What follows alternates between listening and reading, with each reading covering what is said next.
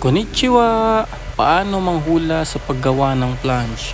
So kung veterano ka, pakiskip mo na lang yung video na to kaysa mangupal ka.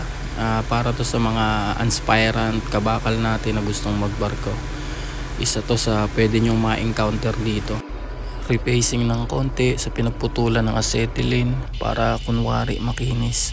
Ito nga pala ay para sa 8 inches na tubo sa bunker manifold. Dito ilalagay na natin yung marking para sa ID at PCD.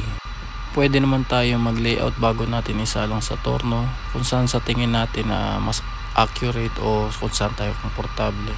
Dito guhitan natin ng isa, yan ang magsisilbing reference natin sa pagkuha ng distansya ng kanyang mga butas. So kung saan magtatama yung guhit ng compass, doon natin papaluan ng center punch. Sa pagpuputol naman gamit ang acetylene guys, kung medyo makapal yung bakal, mas okay kung bubutasan muna natin gamit ang drill o kung anumang alternative na pwede nating pambutas kaysa irekta ng acetylene.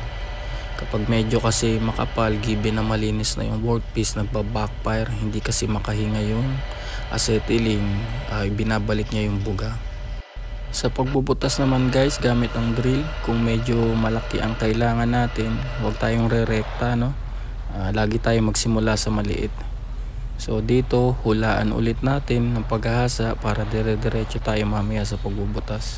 Pang M22 na bolt ang kailangan natin na butas guys. So medyo malaki, papalag talaga to kapag nirekta natin.